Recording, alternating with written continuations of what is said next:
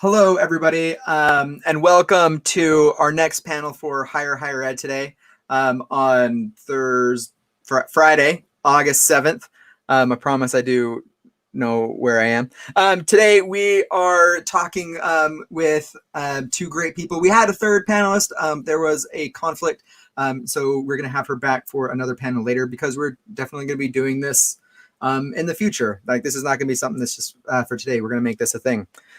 So today our discussion is called K-12 Educators. It's time we empower those who have empowered us. And I'm really excited about this panel. After this one, we'll talk about this panel in a second.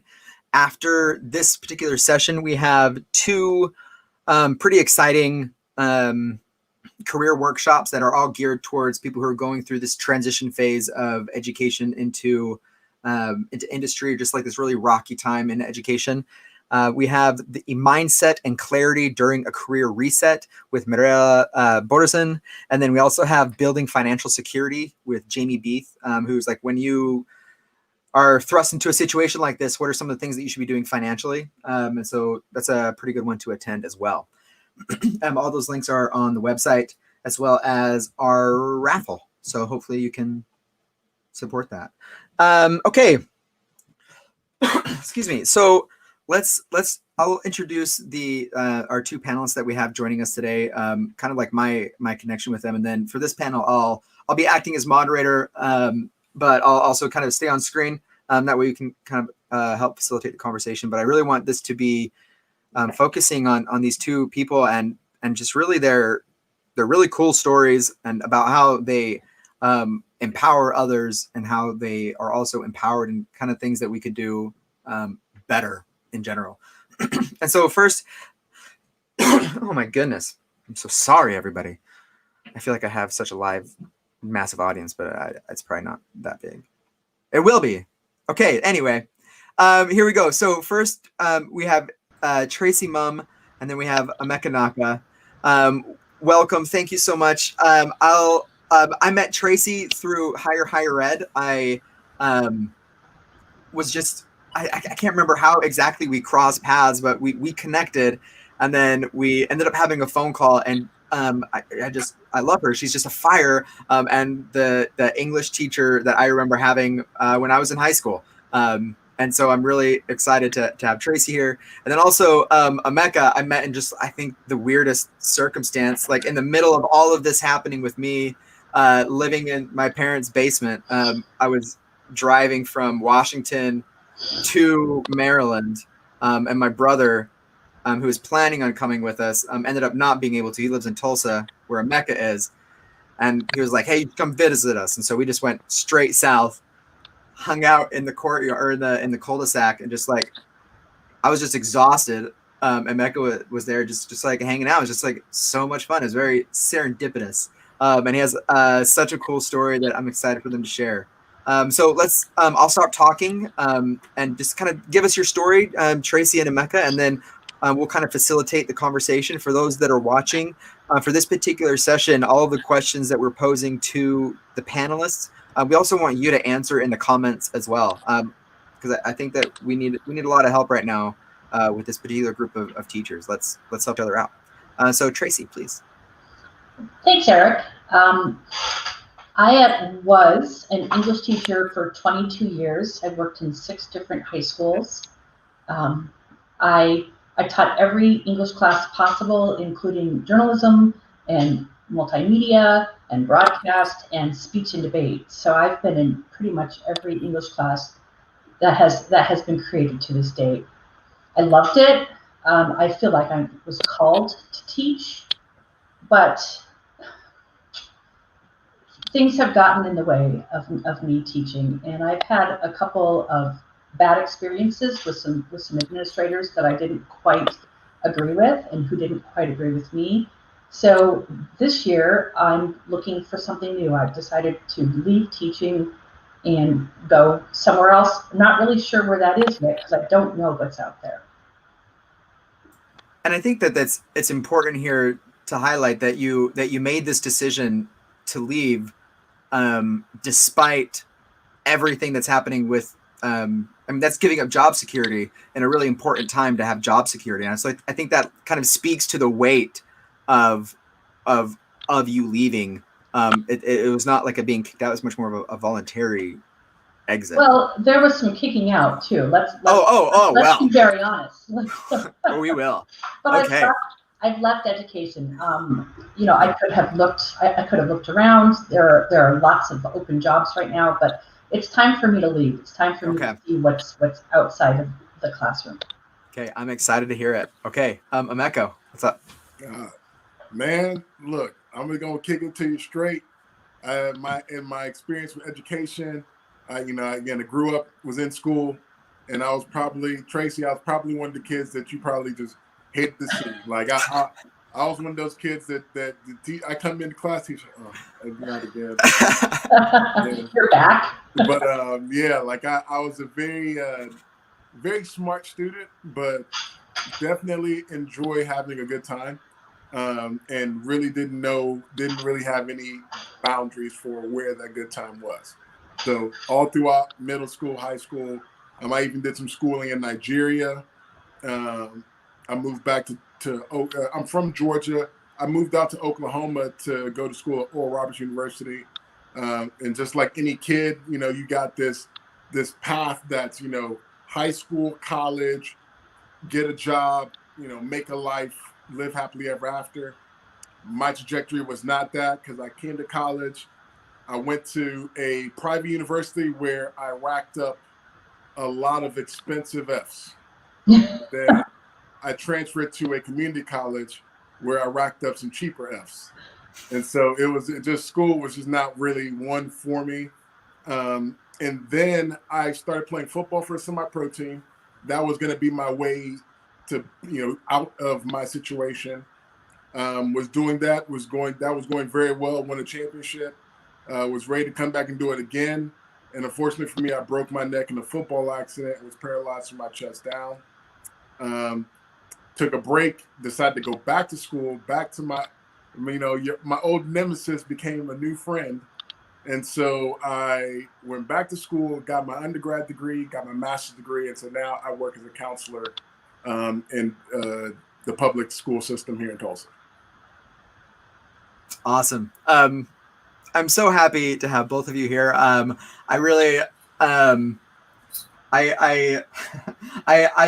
I align myself a lot with Emeka in the way that I was probably that student that that you didn't want in your class, Traci, for kind of the same reasons. But I think it's so fascinating how, like, we're able, despite these different paths, like coming together in this moment. I think that just kind of speaks to what this environment and what this moment is, that we are even able to do something like this, like having a conversation with some really cool people who just have a really rich lifestyle and backgrounds. And I'm thank you for sharing your thoughts with us. And so I want this conversation, we were talking about this before the panel started. I want this conversation to be one that is very empowering for teachers, because I think that they are one of the most empowering influences that we have in our society. And just, I've been impacted by teachers all my life.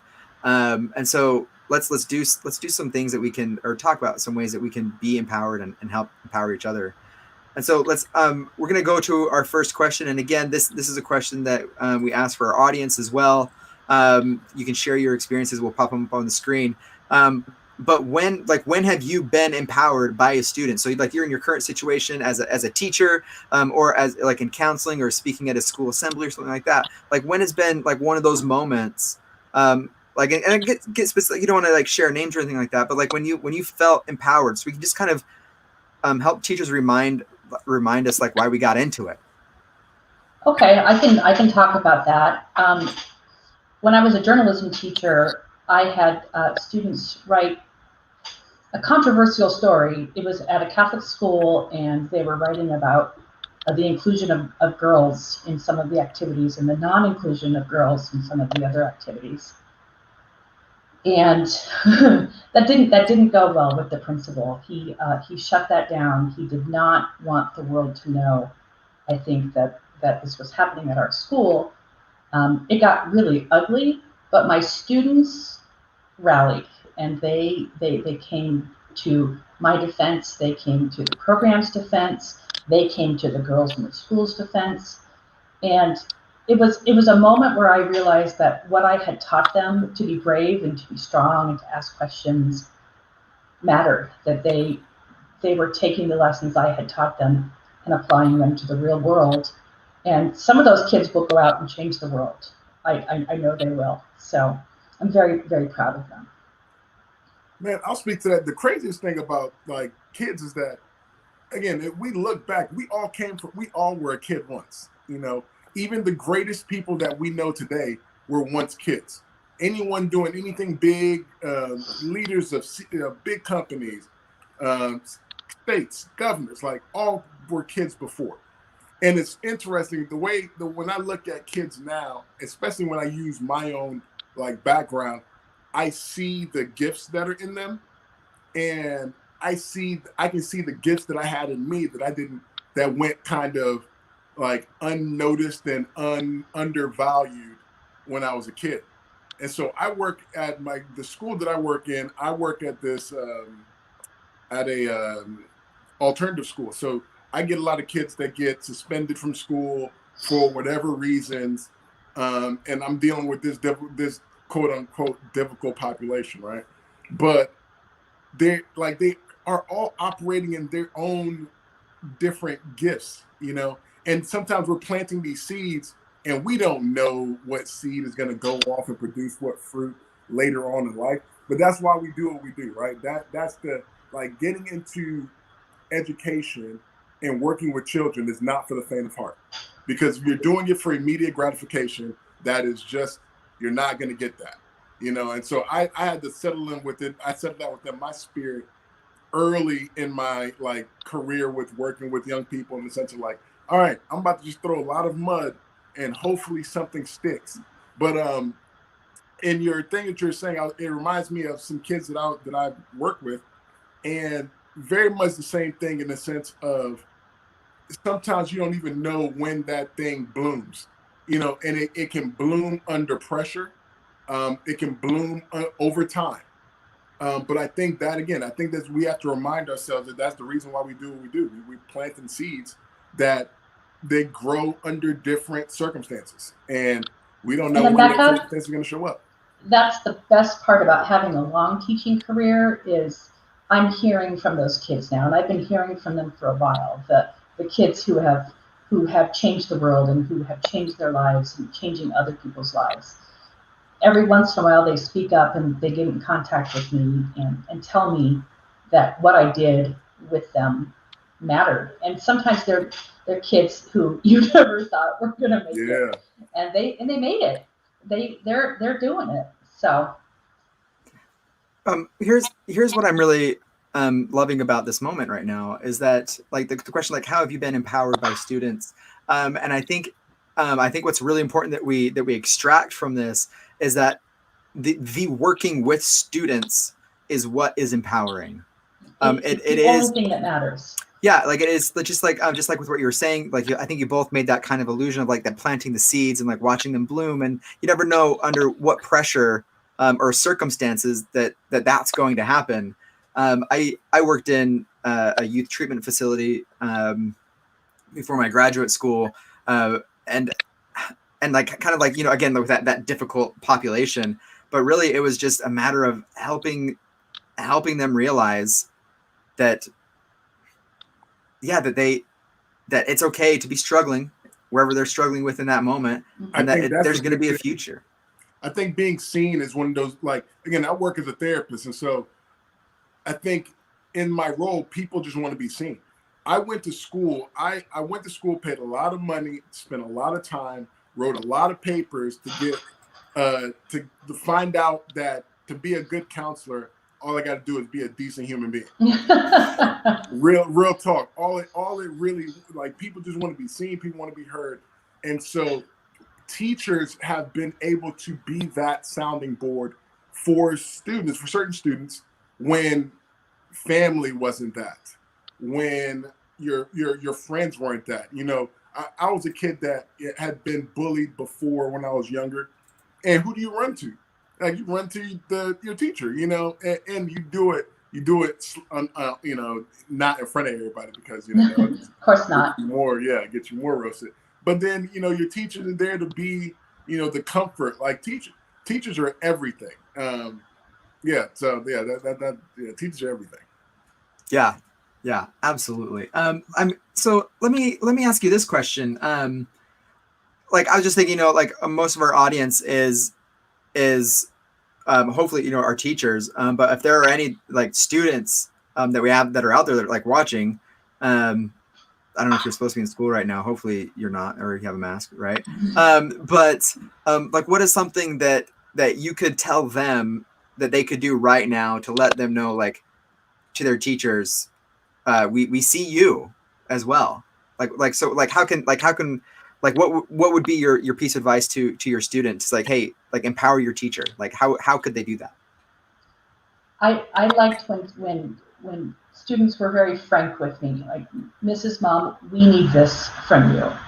And that always told me that they were paying attention enough to know what was going wrong, and that they were comfortable enough in my class being able to tell me how they were feeling and what they needed from me. Some of those conversations are very difficult because you want to do it right the first time, but I really appreciated when students would say, we need this from you, and here's why. Yeah, and that also involves like being open on the other end to being receiving that. Right. It's well. really that's a really hard conversation. Yeah. Because you feel like you've let them down, but I don't want to keep letting them down. We need to move forward. Mm-hmm. I would say if I was talking to students, if I was talking to a group of kids right now, I would more so, I would want to tell them like, yo, like look around, like kind of gain a bigger perspective, because kids, it's very singular focused. Like, again, we all, and again, we grow into adults that think about ourselves like that. But I would say like, yo, your teacher's trying, you know. Yes. You know that kids, you can get some real bad teachers that make you not appreciate the good ones that you have in your life. And so I would say to like slow down and see, you know, see your teacher, and like if they're a good one, appreciate them for what they are. Like let them know, like hey, I see you. The same way I want you to be seen. We never stop wanting to be seen. So your teacher wants to be seen. So, you know, let your teacher know that they are seen, him, her, all around.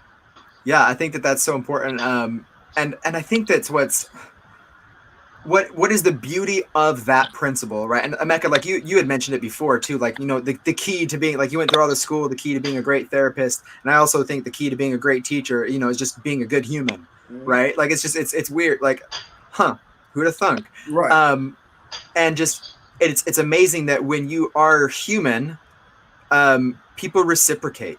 People reciprocate frank conversations. People reciprocate authenticity, and honesty and truth. And I think that as much as things are going bad right now, there's this temptation to say, like, it's like, no, everything's gonna be okay. Everything's gonna be okay. Which, as someone who's laid off, is nothing ever I want to hear. Yeah. Don't tell me everything's gonna be okay, because you don't know. Right. But what you can do is acknowledge that it's hard right now, and that's okay. And I think, go ahead, Emeka. I just want to say, like, that's one thing that I heard from Brene Brown. Brene Brown speaks a lot about vulnerability. And I think, I'm pretty sure in one of her tapes, I heard her describe compassion as being able to sit in another person's darkness. And as a therapist, that's like something that I have to work on constantly, of being able to, you know, hear you describe what hurts, describe the pain. And I think that we should normalize being able to sit in the suck. Like, it's gonna suck. Things suck. Like, it's okay to say that this isn't an ideal situation. I think that we have gotten to a place where we are a little bit too toxic in our positivity, and that kind of doesn't make things better to just be like, oh, everything's gonna be better. And I'm a motivational speaker. My job, when I find myself in such an interesting dynamic, because with one hat, I am supposed to bring light. And with another hat, I'm supposed to be comfortable sitting in the dark. And so now when I'm on stage, I try to merge the two. Like in each setting, I bring it all together. But it's like, yeah, like a part of, being positive is recognizing when things are negative, and so it's okay to sit in that. So that I don't even remember what your question was, but no, I love that. That's a great answer. When there was a phrase that when when I was working at this treatment facility, like whenever it's like yeah, like it just sucks to suck, like like it's like yeah, just it sucks, like, and it's okay, like it just sucks, like let's just it's okay. And right now it all sucks. Like Yeah. we're just choosing the best of bad options right now. Yeah. So if ever this was an important message, it's now. Like whatever we do, it's going to be bad. Mm-hmm. And we need to march through it until we can get to the other side. Yeah, absolutely. This morning, my morning started with a conversation with a friend of mine who's in Mansfield, Texas, and they're getting ready to go back to school. And so he was just kind of talking about how difficult the just different things is going to be going forward, because it's, is there going to be pay for us if we get sick? Do I get 2 weeks off, or like what's the protocol? And everyone is trying to figure out the protocols. And then on top of that, you are, with and this intersectionality that people don't necessarily think about, because as a teacher, you're showing up to do your job, but you're thinking about all of these other factors as far as like, am I going to be okay if I get sick? What happens to my students if I get sick? What happens to the class? Or do I come back to my work? All the while trying to teach kids that, they're not thinking, like their mind isn't there, that I'm showing up and you're my teacher. Do what mm-hmm. you do. And so it's a lot, our teachers are being put in a very precarious situation right now. And I think this message, or this series is a timely one, because I think it is a good time to remember why we do what we do. And it's a difficult season for a lot. Yeah. So. And Eric, I'd like to speak to the teachers out there who are about to go back to school. I'm not. It's okay to be really afraid and to be really upset about what's happening. And once again, the world is turning on teachers a bit, and I hate when that happens. I hate when the world turns on education as kind of a whipping boy for all the woes of the world. They're doing the best they can, and they're scared and they're nervous, and they're not getting a lot of support, and there are no answers for them. So let's all just ease up a little bit and do what we can to support them. Yeah, honestly, I think that's a really good segment, like into our next question about like what can we do to empower each other. Or what were you gonna say, Emeka? I'm sorry, man. I was just gonna say that I really, 2020 has been a crazy year in so many regards, but I really do hope that, it's been one. Again, we all talked about 2020 being the year of vision, and I think we all said 2020 vision. I'm gonna see things so much clearer, and we are seeing a lot of things a lot clearer.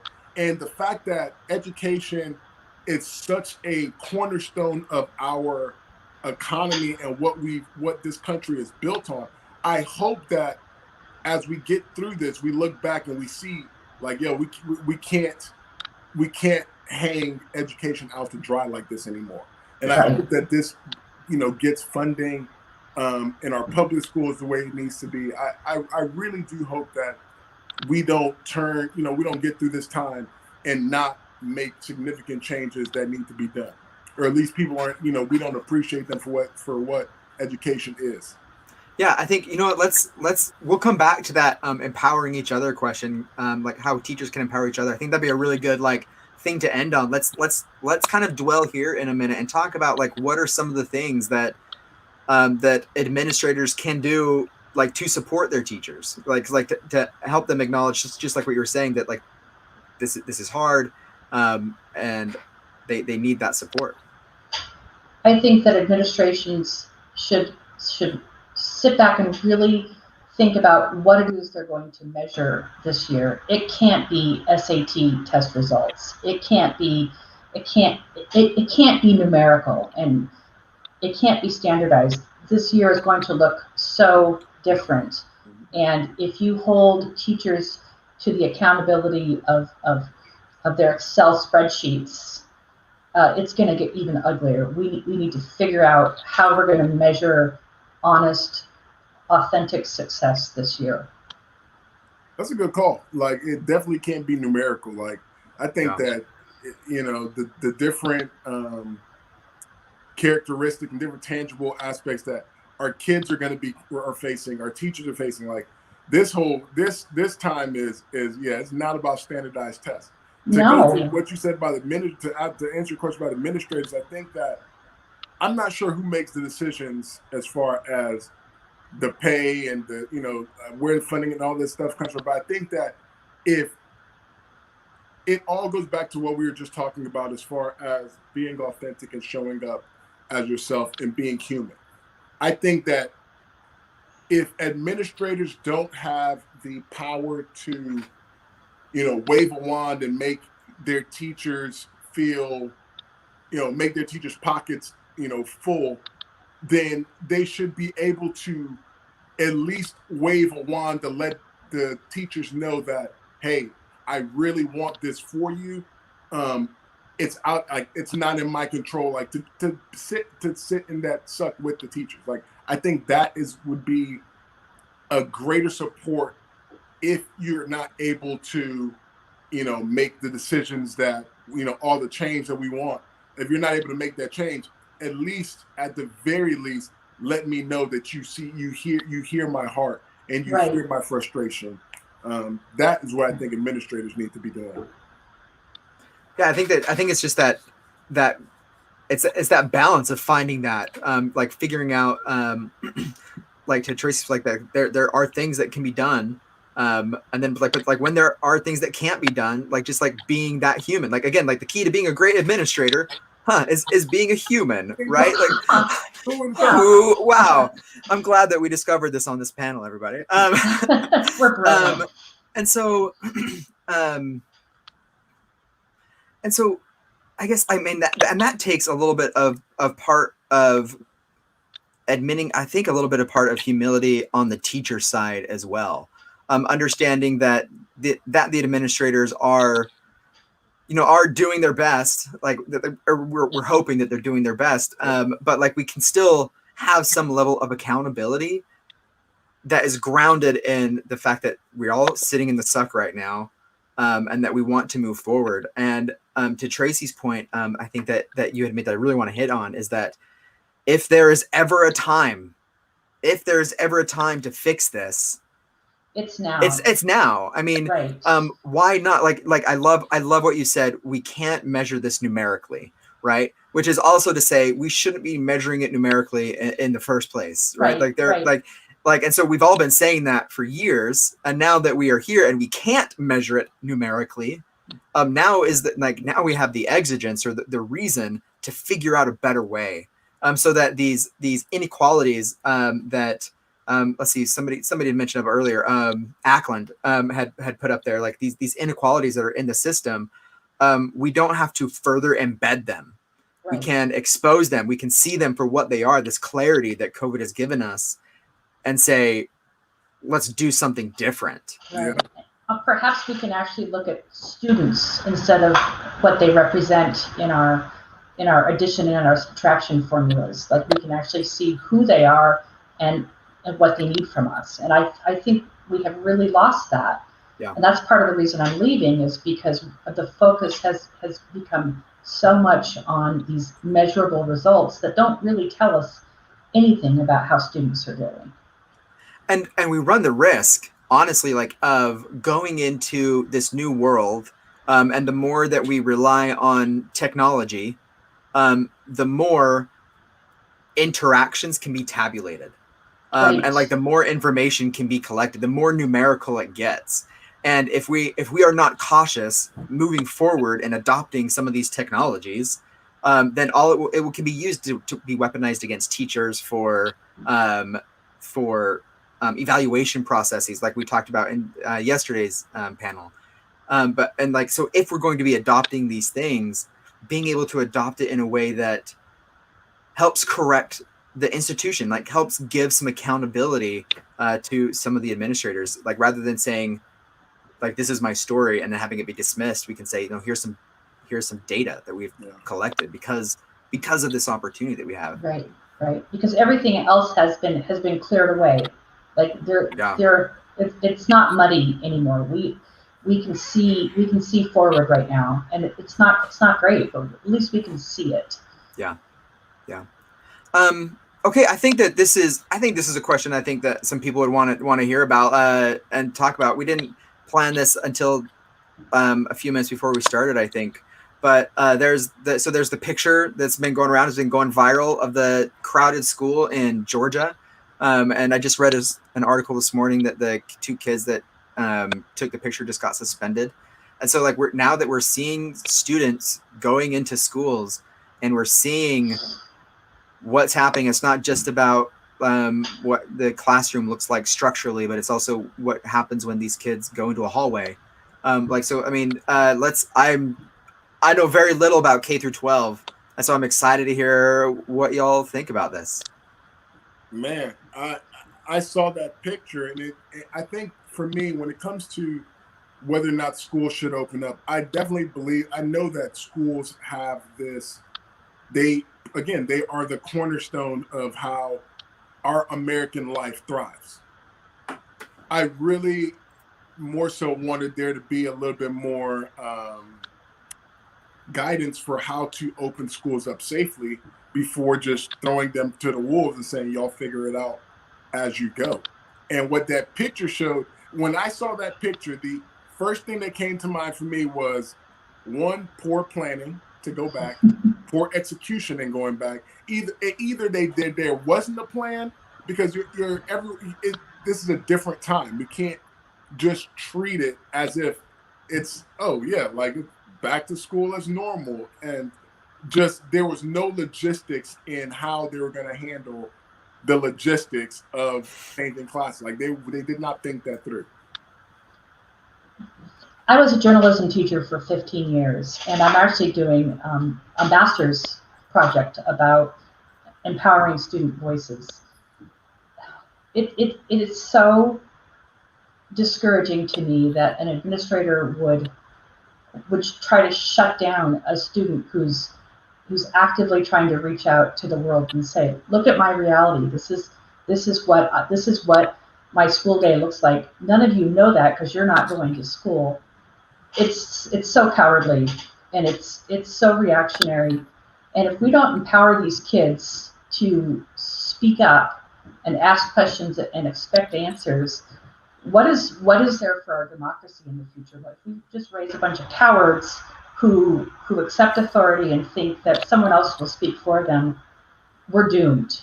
Traci, I'm definitely going to get your input on that. In fact, that as a journalism teacher, and having a voice silenced like that, that to me was interesting. And one, to be suspended for that, to be punished for posting a picture, that makes me wonder, what exactly are you like trying to hide? Because if you're not doing anything wrong, then right.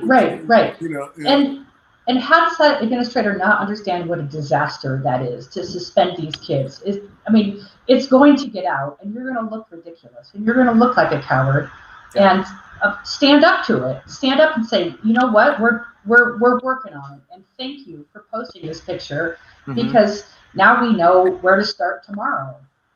Yeah, and I think this is a big wake up call that a lot of industries are kind of having to go through, but I think especially in education that we're seeing, like the relationship between students and the school systems, like K through higher ed, is that I think that students are honestly, I think they're tired of just being told what to do. And I think and that they have to be. They yeah, have to save us from the future we've created for them. yes. And so I think that like I love that word that you used, reactionary. Like rather than being reactionary, just embrace it. It was Right. like yes, this is because that student probably didn't even like, I'm gonna be famous, I'm gonna post this picture. And like, I mean, every student's thinking that, but like it was the administrator that made them famous. You Right. a mess with a dirty mop. Like Right. Empower that student. Hey kid, take 10 more pictures and post them. We need to know what's going on. Yeah, and I think that's what I mean. Post those pictures. Like honestly, Yes. like if you're out there, like if you're in school, like I mean, this is this is a safety issue, like in the most real way. And I think we need brave kids to save us. Yeah, like exactly. I think it was I can't remember which university, but there was just a bunch of the teachers, like the administration wasn't doing it, and then the professors just told their students like, don't come. Like I think that we need to acknowledge that the student body has power. I mean, this is the movie Bug's Life, right? Right. Like students are a force. Yes. And they are a force that need to be reckoned with, and they need to be able to speak together as one and say, hey, you know what? We're evil, so let's help them use their power for good. Yeah. Like imagine if like the student body like across the country said to get like even like half of the students said, you know what? I'm not going to school tomorrow. Like they have that power. They have it. They have it.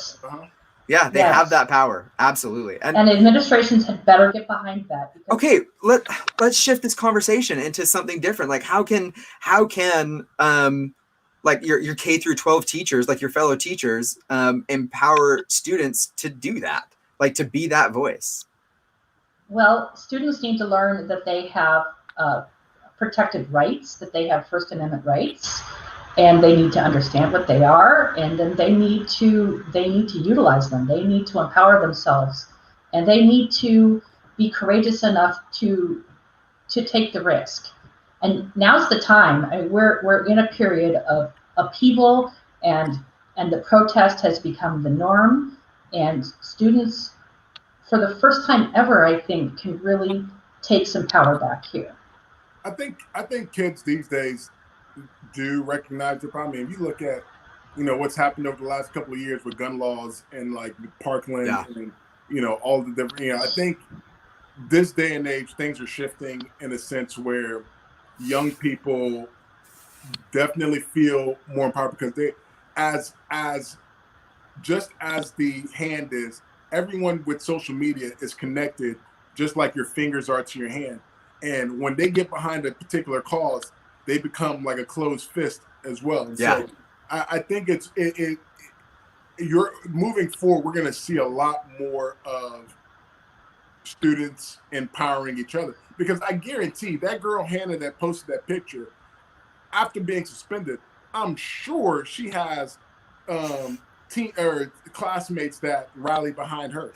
I'm sure she has a lot of followers on wherever she is right now. Yes, I'm sure we're going to have so many more students like become whistleblowers in a sense of like, yo, look at what we got. Like it's a cesspool of COVID right now. Like I'm sure this is not going to be the first one or the last one.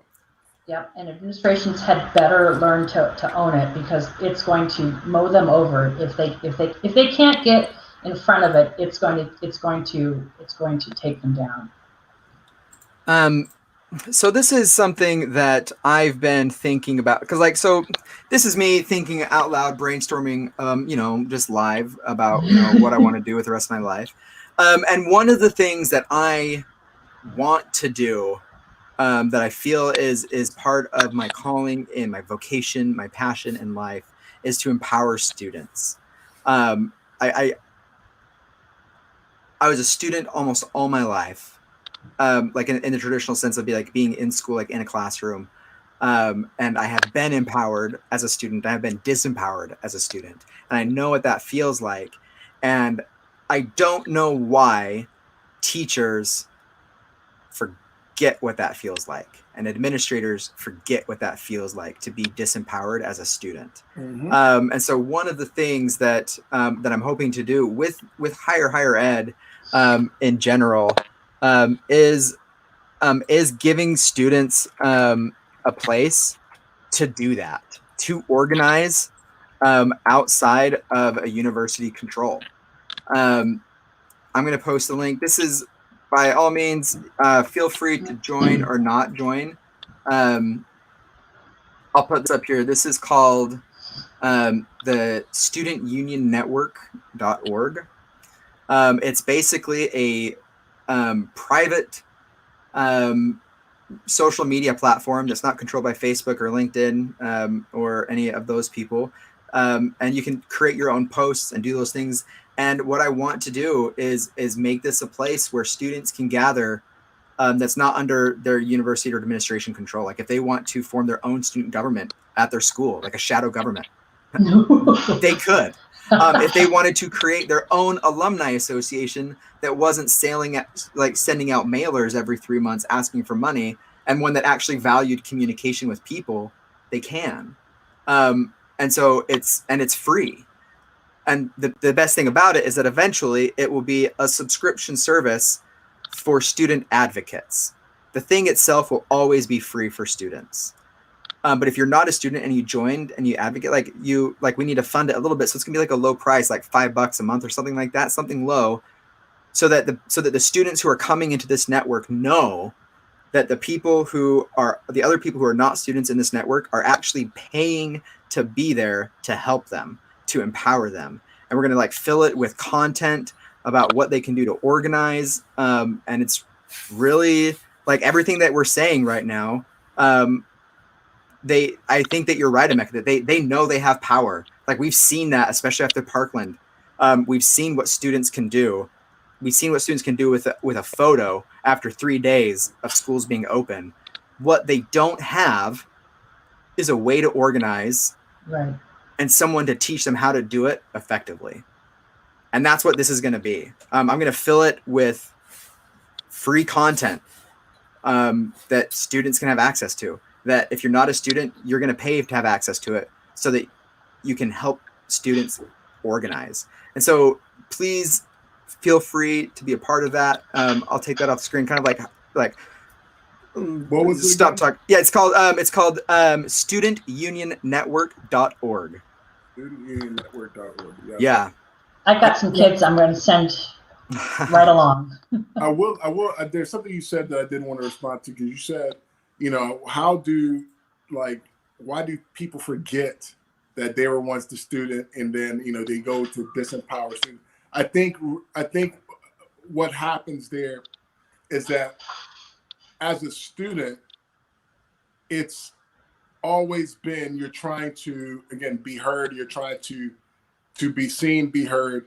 And then as you grow up as an adult and now you're working with students, something shifts, because it's not even about I'm quieting down the student.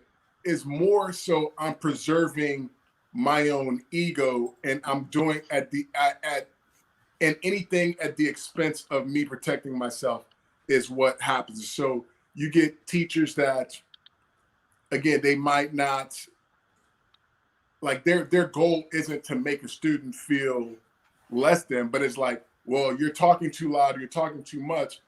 I don't like the noise, and so I'm shutting everything down. But it's like, hey, don't forget, they just want to be heard. They just want to, it may not look the way you think it looks, or it may not sound the way you want it to sound, but at the end of the day, this kid just wants to be heard. And this is one thing that I see a lot in my, alternative school, because I get these kids that come from these different backgrounds. And so obviously shouting or being like the way I communicate my needs may be very different than the way, Sam communicates his needs. But just because mine is different than his doesn't mean that I should be punished because it's different. Like it's still the need still needs to be met. And sometimes I think that as adults, we end up, still thinking about our inner child and our inner self, that we don't think about the child. We're thinking about our inner child and not the child that's right in front of us. And that's more, I think, adults, we forget to tend to our own needs, growing up, to where we now are trying to do something, at the expense of other people once we're grown, if that makes sense. It does. Yeah, I think the theme that is kind of emerging from this panel, that I'm hearing, pun not intended, is the importance of listening. Like, is really like is the value of not only speaking and like being empowered to speak, but also empowering through the act of listening. I think is a really important thing that we need to understand. Not only now, like what this conversation has kind of turned into about empowering students, like what we can do to empower those students. Because honestly, let's go back to that first question, right? Like the thing that empowers teachers is empowering students. So that is the act that empowers us. Traci, what were you going to say? I'm sorry. We're about to hear from a lot of teachers in the next couple of weeks as we try to get schools open. And I just want to really encourage everyone to listen to the teachers. Their experience is real, and it's authentic, and it's original. And just because we think we understand what's going on inside a school doesn't mean that we do. And we need to listen to these kids speaking out, but we also need to listen to these teachers who are risking their lives to go back into schools to teach kids. I think that's really important to acknowledge. There's going to be a lot of opportunities to listen. One of my favorite, I've mentioned her work before in another panel. One of my favorite philosophers, her name is Adriana Cavarero, and she talks about the importance of listening, because like when we speak, it physically, like when we speak something, and somebody says something, like there's an actual change in our body, like it reverberates within our body, like it's a physical change, like we are impacted by people's stories. And to just let them to continue the metaphor, to like let them resonate within us, and wait for them to resonate, kind of like what you're talking about before, Emeka, so that you can remember what it was like, because we were all kids once, like we were all got our hands slapped for trying to get a cookie from the cookie jar kind of thing, and like that's a disempowering act. And so like what can we do to empower those students? We're wrapping up our discussion right here, and so I'm just going to I'll just leave it to you. Like if you have any last words of encouragement for the students that are out there, the teachers that are out there, and then I'll kind of wrap up and introduce what we're doing next. Okay, I would just like to say that we are entering a new frontier in education here, whether we want to or not. It's here, and we have the chance to make some really big and important changes, because we have to. And I hope that we can empower teachers and students to make those changes and to make them lasting. So good luck next year, everyone. Teachers out there, we all know that you make the world go round. And it's not the reason why you started. But obviously now I hope that with everything happening in 2020, that you now are the scene hero. The same way our nurses were frontline workers at the beginning of this thing, and we've got essential workers, like teachers are now the new frontline workers. And so I really hope that you understand that if there's no one that sees you, us three, we see you. And we see your value, we see your worth. And I hope that you see your value, you see your worth, and you operate out of that, and not out of the deficits that, our nation, is flawed in and still working to fix. But yeah, you're very valuable, you're worthy, and your kids are worth it. And so keep doing what you're doing. Scary time, difficult time, but again, we are resilient, and that is what we teach our kids to be. And so I think our kids are already resilient. I think now it's time for us as teachers to kind of tap back into that once being a kid and tapping into that resilience, and to encourage our kids to be resilient as well. Yeah. Thank you so much, Emeka and Traci, for being here. for being what I hope is going to be the empowering voice for students there and for teachers. And for those of you who are watching, I think this panel in particular is one that you should share. I think that you should share this with your fellow teachers, because I think that it's some good stuff for them to hear. Thank you so much, Emeka and Traci. Thank you, Eric. Wave you goodbye. Thank you so much. And I'll take you off the screen. Thank you.